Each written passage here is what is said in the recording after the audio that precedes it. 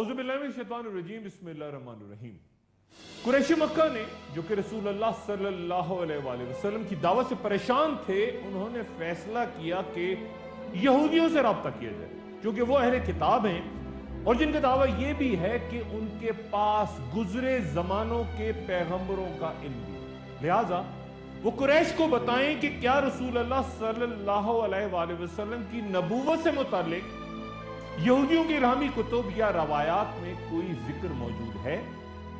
कुरैश के वक्त ने नसर बिन हारिस और अकबा बिन मुहीत की क़यादत में यसरब या मदीना पहुंच के यहूदी उलमा को अपनी आमद का मकसद बयान किया। यहूदियों ने उनसे रसूल अल्लाह सल्लल्लाहु अलैहि वसल्लम से मुतल्लिक वाक़यात सुनकर कहा कि इन तमाम बातों को छोड़ो और हम तुम्हें 3 सवालात बताते हैं, जाके उनसे यानी रसूल अल्लाह सल्लल्लाहु अलैहि वसल्लम से पूछो। अगर सही जवाबात मिल जाएं तो समझ जाना कि वो अपने दावाए नबूवत में सच्चे हैं और तुम पर उनकी अताअत फर्ज होगी, और अगर जवाब देने में नाकाम रहे तो तुम आजाद हो, जो चाहे करो। वो 3 सवालात यूं थे। रूह से मुतल्लिक बयान फरमाइए, उन चंद नौजवानों पे क्या गुजरी जो काफर बादशाह के खौफ से पहाड़ में जा छुपे थे, यानी हिसाब कहफ। उस शख्स का हाल बयान करें जो मशरिक से मगरिब तक फतूहात करता चला गया। कुरैश का वक्त 3 सवालात लेकर मक्का वापस पहुंचा और कुरैश को जमा करके उलमा यहूद से की गई गुफ्तगू से उन्हें आगाह किया और फिर राय दी कि अब हमारे रसूल अल्लाह सल्लल्लाहु अलैहि वसल्लम के बारे में फैसला करना आसान हो गया है, क्योंकि यहूद के इन सवालात का जवाब सिर्फ वही शख्स दे सकता है जिसके पास खुदा की वही आती हो। चुनांचे कुरैश ने खिदमत अक़दस में हाजिर होकर तीनों सवालात पेश किए कि रसूल अल्लाह सल्लल्लाहु अलैहि वसल्लम उनके जवाबात दें, और फिर अल्लाह ताला ने सूरह कहफ का नज़ूल फरमाया और इन सवालात के जवाब दिए। इन सवालों में से एक सवाल ज़ुल्करनैन के बारे में था और तुझसे दरियाफ्त करते हैं कि ज़ुल्करनैन का हाल बताओ।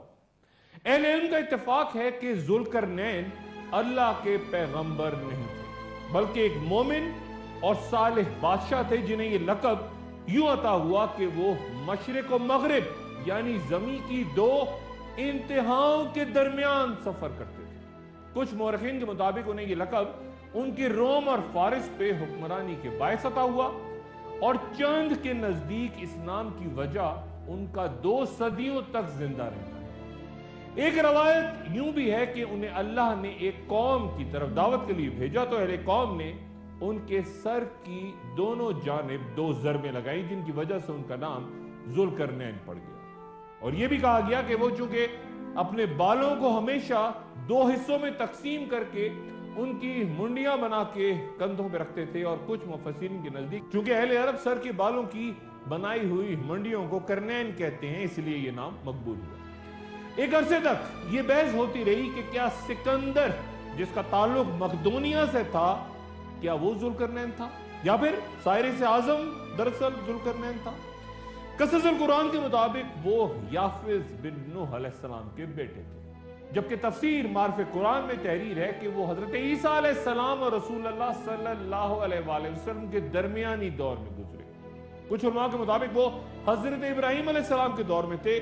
और उन्होंने काबा की तामीर में भी हिस्सा लिया और वहां तवाफ के बाद दुआ भी की कि उसकी बरकत से फिर उनका मशरिक और मगरिब का सफर आसान हो गया। तमाम रूए जमीन के बादशाह उनके ताबे थे और चंद रवायात के मुताबिक उनके खालाजाद भाई और अहम तरीन अजीज हजरत खिजर थे। ये नजरिया के ज़ुल्करनैन मकदूनिया का सिकंदर था बिल्कुल गलत, क्योंकि वो तो मुशरिक और बुत परस्त कौम से था और दोनों के दरमियान कुछ 2000 साल का फर्क बयान होता है। सिकंदर की कोई काबिल जिक्र फतवात मगरिब की जानिब नहीं थी, जैसा कि ज़ुल्करनैन की मियां हुई, जबकि कई माहिरीन इसराइलियात जब बनी इसराइल में किसी शख्सियत को तलाश करते हैं जो कि अजीम फातेह भी गुजरा हो और ताल्लुक भी बनी इसराइल से हो, तो दूसरा नाम तारीख में साइरस आज़म का आता है। अहले यहूद के नजदीक साइरस एक अजीम उल मर्तबत शख्सियत है, क्योंकि उसी की वजह से बनी इसराइल को बख्त नजर बादशाह के जुल्म और सितम से निजात मिली। यहूदियों की الہامی کتابیں سائرس اعظم کی آمد کو تب کے پیغمبروں کے خواب میں بھی بطور نجات دہندہ آنے کا بیان کرتی ہے۔ یہ سمجھنا ضروری ہے کہ آخر علماء یہود نے دیگر دو مسائل کے ساتھ خاص طور پہ ذوالقرنین سے متعلق رسول اللہ صلی اللہ علیہ وآلہ وسلم سے معلومات حاصل کرنے کی فرمائش قریش کے وفد سے کیوں کی؟ قدرتی طور پہ یہ سوال پیدا ہوتا ہے کہ یہودیوں کو ذوالقرنین میں آخر کیا دلچسپی تھی؟ یقیناً ذوالقرنین کی شخصیت بنی اسرائیل کے لیے اہم رہی ہوگی، اور تبھی وہ بابل کی غلامی سے نجات دلاتے سائرس، جسے خورس وہ کہتے ہیں، اس کو ذوالقرنین تصور کرتے ہیں۔ اور کئی مسلمان علماء کا بھی یہی کہنا ہے کہ جو خصوصیات ذوالقرنین کی بیان ہوئی وہ سائرس اعظم پہ پوری اترتی ہیں، لیکن بہت سے مفسرین اس بات سے شدید اختلاف کرتے ہیں۔ بیان ہوتا ہے کہ ذوالقرنین سفر کرتے اس علاقے میں جا پہنچے جو کہ ترکوں کی سرزمین پر آرمینیا اور آذربائیجان کی سرحد کے نزدیک کہیں واقع تھے، اور وہاں دو پہاڑوں کے درمیان ایک خالی جگہ سے ایک فساد بپا کرتی قوم نکل کے آتی اور کھیت کھلیان تباہ کرتی، بربادیاں پھیلاتی اور ترکوں کو بے دردی سے قتل کرتی یا غلام بنا کے لے جاتی۔ یہ آدم علیہ السلام کی اولاد یعنی انسان ہی تھی، جن کا اجمی نام یاجوج و ماجوج کہلایا، اور حافظ ابن حجر رحمت اللہ علیہ کے مطابق وہ یافت بن نوح علیہ السلام کی اولاد سے ہی دو قبیلے تھے۔ جب ترکوں نے ذوالقرنین بادشاہ کے پاس قوت دیکھی تو گزارش کی کہ ان کے اور یاجوج و ماجوج کے درمیان رستے کو کسی طرح بند کر دیا۔ انہوں نے اس مہربانی کے لیے ذوالقرنین کو رقم کی پیشکش کی، لیکن نیک بادشاہ نے بغیر کسی لالچ یا معاوضے کے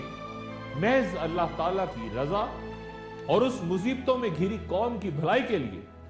اس شریر قوم کا رستہ روکنے کا فیصلہ کیا، اور مسئلے کا آسان ترین حل یہ نکالا کہ دونوں پہاڑوں کے درمیان گزرگاہ کو ایک مضبوط دیوار سے بند کر دیا جائے۔ چنانچہ انہوں نے ترکوں سے کہا کہ وہ افرادی قوت سے ان کی مدد کریں۔ انہوں نے کہا کہ اے ذوالقرنین، یاجوج و ماجوج اس ملک میں بڑے فسادی ہیں، تو کیا ہم آپ کے لیے کچھ خرچ کا انتظام کریں اس شرط پر کہ آپ ہمارے اور ان کے درمیان ایک دیوار بنا دیں گے؟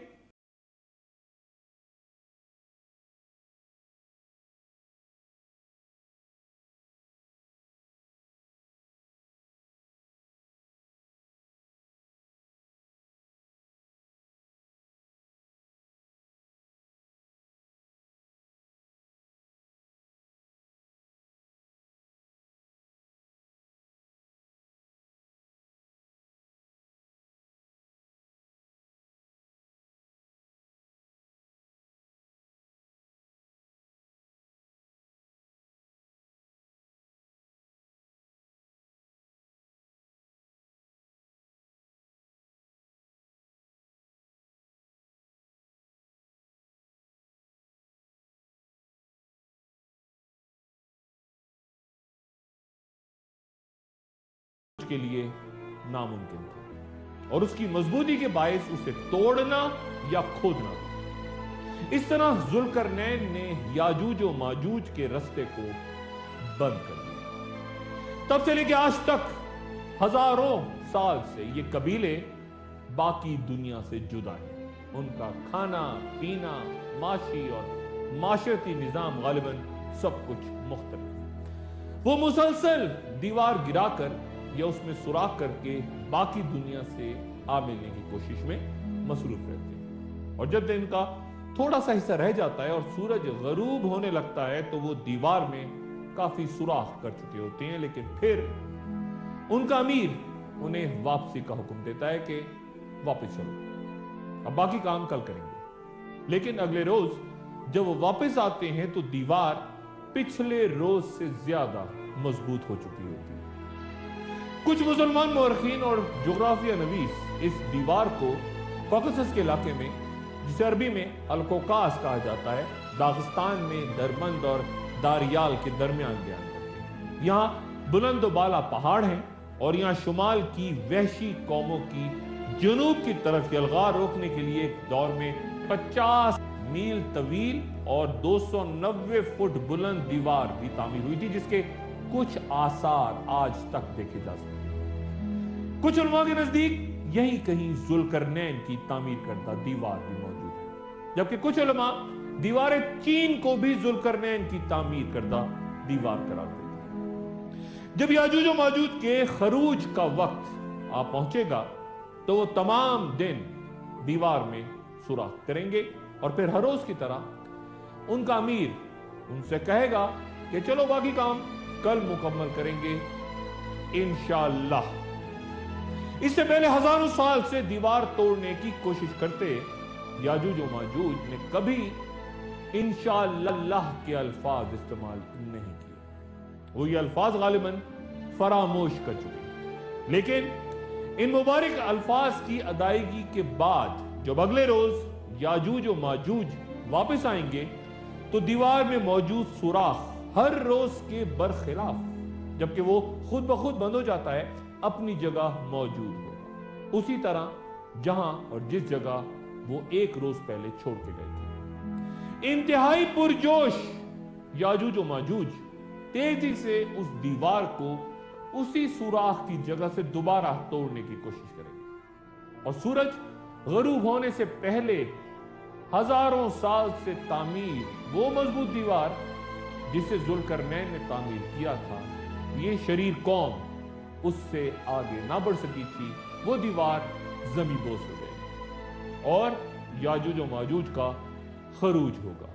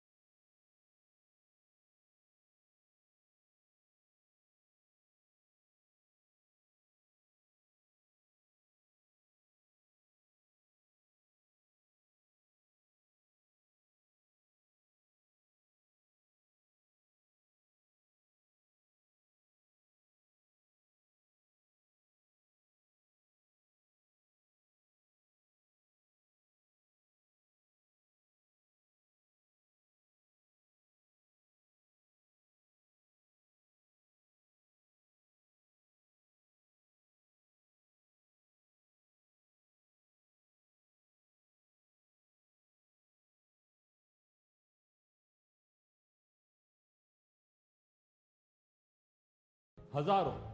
लाखों करोड़ों की तादाद में ये कौम बाहर निकल के फैलती चली जाएगी और जमीन के जिस हिस्से से भी गुजरेंगे ये वहां तबाही फैलाते जाएंगे और मखलूक खुदा को अपने शर और फसाद का निशाना। गोया अल्लाह ताला ने उन्हें दिन रात मुसलसल दीवार तोड़ने से रोक रखा है, वरना ये बहुत पहले दीवार गिरा चुके होते और अल्लाह ताला ने उनसे ये तौफीक और ताकत भी छीन रखी है कि वो दीवार फलांग सकें या इंशाअल्लाह कह सकें। उलमा का कहना है कि उनके अमीर की जबान पे इंशाअल्लाह के अल्फाज अचानक और उनके मानी जाने बगैर वक्त मुकर्ररा पर आ जाएंगे। उनका पहला गिरोह जब भागता हुआ झील तिब्रिया से गुजरेगा तो हदीस मुबारका के मुताबिक हजरत नवास बिन समान रज़ी अल्लाह ताला अन्हु से रवायत है कि रसूलुल्लाह सल्लल्लाहु अलैहि वसल्लम ने फरमाया कि अल्लाह ताला याजूज और माजूज को भेजेगा तो वो दौड़ते हुए आएंगे। उनका पहला गिरोह जब झील तिब्रिया से गुजरेगा तो सारा पानी पी जाएगा और जब आखिरी गिरोह वहां पहुंचेगा तो कहेगा कि कभी यहां पानी हुआ करता था। बहरे तिब्रिया या सी ऑफ गैलिली इजराइल में ताजा पानी की सबसे बड़ी झील जो कि तकरीबन 65 मुरब्बा मील पे फैली और 141 फुट तक गहरी। इसका ज्यादातर पानी दरियाए उर्दन से आता है और झील का जिक्र तौरात और इंजील दोनों में मिलता है और हजरत ईसा अलैहिस्सलाम ने अपनी जिंदगी का बड़ा हिस्सा इसी झील के साहिलों पे गुजारा अपने हवारियों के साथ। 1964 में शाम ने झील के पानी को कम करने के लिए हेडवाटर डाइवर्जन प्लांट नस्ब कर दिया, जिसके नतीजे में बेरिटेबिया की झील में तेजी से पानी की सतह आमद कम होने की वजह से गिरती चली गई। तमाम खित्ते में शदीद कशीदगी फैल गई। तमाम मशरकी बिस्ताने और इसराइल ने इल्जाम लगाया कि ये उससे खत्म करने के लिए एक साजिश की गई है। कई मुज़ाकरात आलमी कुव्वतों ने इस तनाज़े के हल के लिए करवाने की कोशिश की, लेकिन कोई नतीजा सामने नहीं आया। और फिर 1967 में अरब इसराइल जंग की एक बुनियादी वजह इस झील का पानी भी था।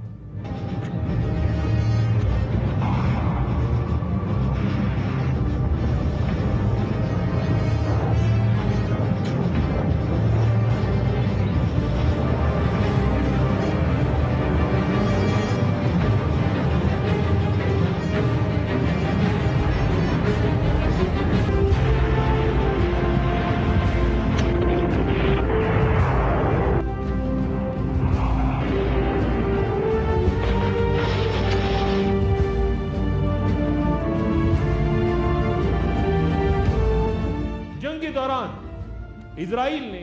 शाम की गोलान पहाड़ियों पर कब्जा कर लिया और जंगबंदी के बाद हर साल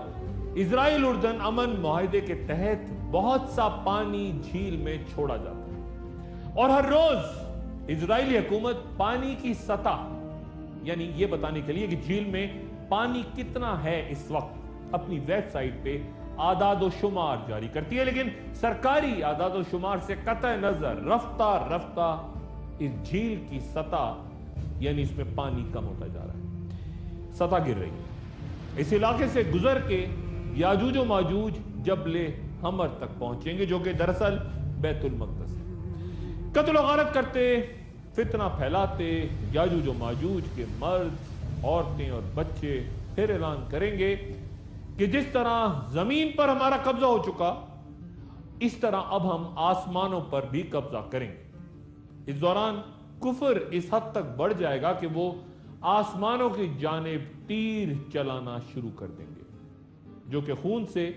रंगीन होकर वापस जमीन पर गिरेंगे। और तब हजरत ईसा अलैहिस्सलाम तक ये खबर पहुंचेगी कि वो कौम निकल चुकी जिससे लड़ने की ताकत किसी के पास नहीं। इसलिए आप या तो अपने साथियों के साथ कोहितूर की तरफ निकल जाएं या फिर किला बंद हो जाएं और फिर याजूज व माजूज की हर तरफ से यलगार के सामने साथियों के हमरा शदीद भूख और मुश्किलात के शिकार हजरत ईसा अलैहिस्सलाम चारों तरफ से घिर जाएंगे और किसी भी सूरत याजूज व माजूज को शिकस्त देने के काबिल न। एक वक्फा और वक्फे के बाद दोबारा हाजिर होते हैं। खुशामदीद। हजरत नूह अलैहिस्सलाम के 3 बेटे थे, साम जिनसे अरब और यहूदी नस्ल चली, हाम जिनकी नस्ल से ईरानी, हिंदुस्तानी, यूनानी, जर्मन और आर्या कौमें पैदा हुई, और याफज जिनके 12 बेटों में से 2 का नाम याजूज और माजूज था और आगे उनकी नस्ल भी याजूज और माजूजी कहलाई। 2 अलग अलग कबीले लेकिन साथ साथ ही रहा करते थे। याजूज और माजूज की आखिर ज़मा में खरूज की अहमियत का अंदाजा इस बात से लगाया जा सकता है कि अल्लाह ताला ने लफ्ज दज्जाल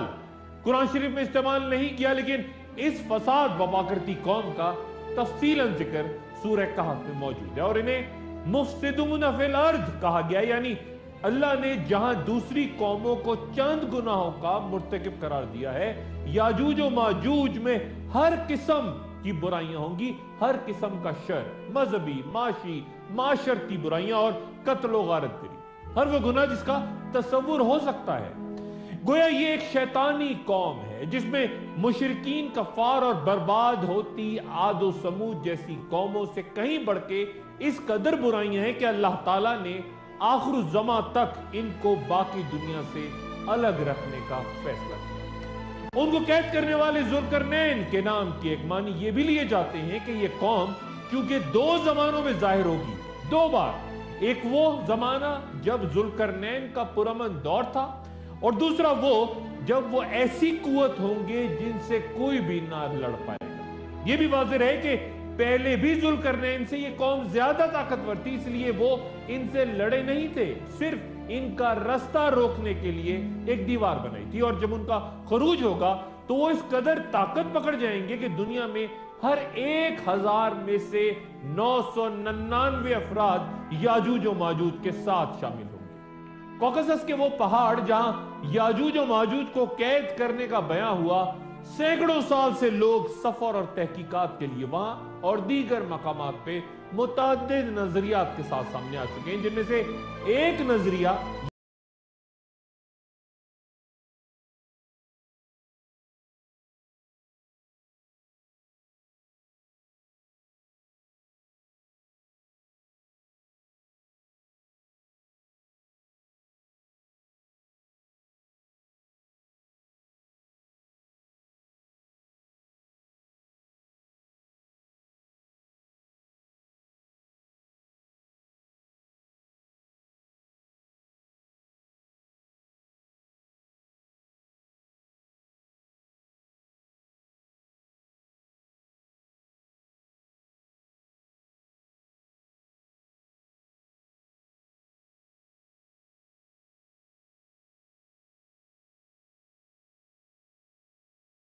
مسلمانوں کے خلاف دنیا بھر میں ہمیں نظر آتا ہے، اس نے وہی جنم لیا۔ ایک تشریح یاجوج و ماجوج کی جانب سے اہل زمین پہ غلبہ پانے کے بعد آسمانوں کی طرف تیر برسانے کی یہ بیان ہوتی ہے کہ یاجوج و ماجوج چونکہ آپس میں بھی لڑتے ہوں گے، اس لیے وہ اس مرحلے پہ جدید خلائی جنگ یا اسٹار وارز میں بھی الجھیں گے۔ جدید روس خضر کے باشندوں کی نسلوں کی کثرت رکھتا ہے، جبکہ ہجرت کرتے خضر یورپ، اسرائیل اور امریکہ میں عیسائیت یا یہودیت اختیار کر چکے ہیں۔ تو یہ بھی امکان ہو سکتا ہے کہ آخر الزماں میں روس یا رشیا کی علامت یاجوج اور مغربی اتحاد کی علامت ماجوج ہیں، جن کے درمیان بھیانک جنگ سے دنیا کی بڑی آبادی ختم ہو سکتی ہے۔ چند علماء کے نزدیک یاجوج و ماجوج مستقبل میں نہیں بلکہ خاموشی سے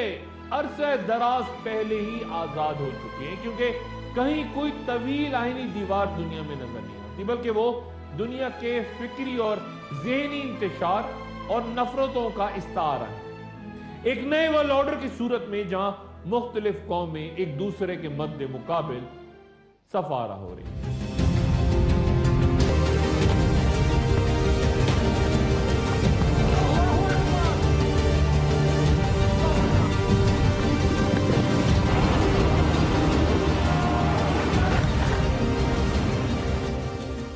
جو شخصیات یاجوج و ماجوج کے خروج ہو جانے پہ بضد ہیں، وہ یہ بھی کہتے ہیں کہ وہ رسول اللہ صلی اللہ علیہ وآلہ وسلم کی حیات مبارکہ میں ہی دیوار توڑ کے نکل آئے تھے، اور متعدد احادیث کو دلائل کے ساتھ پیش کیا جاتا ہے۔ ام المومنین حضرت زینب رضی اللہ تعالی عنہا فرماتی ہے کہ رسول اللہ صلی اللہ علیہ وآلہ وسلم نے فرمایا کہ عربوں کے لیے تباہی ہے اس شر سے جو کہ بہت قریب آ چکا ہے۔ آج یاجوج و ماجوج کی دیوار میں اتنا سوراخ کھول دیا گیا ہے، اور پھر آپ صلی اللہ علیہ وآلہ وسلم نے انگوٹھے اور ساتھ ملی ہوئی انگلی کا حلقہ بنا کے دکھایا۔ حضرت زینب رضی اللہ تعالیٰ عنہ فرماتی ہیں کہ یا رسول اللہ، کیا ہم اس وقت ہلاک ہو جائیں گے؟ حالانکہ ہم میں بہت سے نیک لوگ موجود ہوں گے۔ تو آپ صلی اللہ علیہ وآلہ وسلم نے فرمایا کہ ہاں، تب خباثت بہت زیادہ ہو جائے گی۔ گویا غالباً اسی روز یاجوج و ماجوج کا رستہ کھل گیا تھا۔ اور پھر ایک اور حدیث حضرت ابو ہریرہ رضی اللہ تعالیٰ عنہ سے یوں روایت ہے کہ رسول اللہ صلی اللہ علیہ وآلہ وسلم نے فرمایا کہ یاجوج و ماجوج کے لیے دیوار میں سوراخ کر دیا گیا، اور پھر حضرت ابو ہریرہ رضی اللہ تعالیٰ عنہ نے اپنے ہاتھ کی انگلیوں سے 9 کی گرہ بنا کے دکھائی۔ یاجوج و ماجوج کی رہائی کی ایک اور علامت پوری دنیا اور خصوصاً بحر تبریہ کے پانی کا تیزی سے کم ہونا بیان کیا جاتا ہے۔ اگر جھیل کا پانی خشک ہو جائے تو یہودی سمندر کے پانی کو میٹھا بنا کے استعمال کر سکتے ہیں، لیکن فلسطینیوں کے پاس کوئی متبادل موجود نہیں۔ اور جیسا کہ حدیث میں جھیل کا پانی याजूज और माजूज के पीने के बायस खत्म होना बयान किया गया है, तो तेजी से मौजूदा दौर में यहां पानी की कमी को भी अलामती तौर पे इस हदीस से तशबीह दी जा सकती है। और फिर याजूज और माजूज के बारे में एक और इंकिशाफ जो हमारे सामने है, जिस बस्ती को हमने तबाह कर दिया था उसके बाशिंदों पर पाबंदी है कि वो वहां नहीं जा सकते जब तक कि याजूज और माजूज ना खुल जाएं और वो तमाम बुलंदियों से उतरते नजर आएंगे। किस बस्ती की तरफ इशारा हो रहा है जो तबाह हो गई और उसके बाशिंदों पे पाबंदी कि वहां नहीं जा सकते? ज़हन सिर्फ और सिर्फ फिर यरूशलेम की तरफ जाता है जो कई बार तबाह हुआ, लेकिन अब वहां इजरायली रियासत कायम है, यहूदी वापस आके आबाद हो चुके, और ऐसा तभी होना था जब याजूज और माजूज आजाद हो चुके।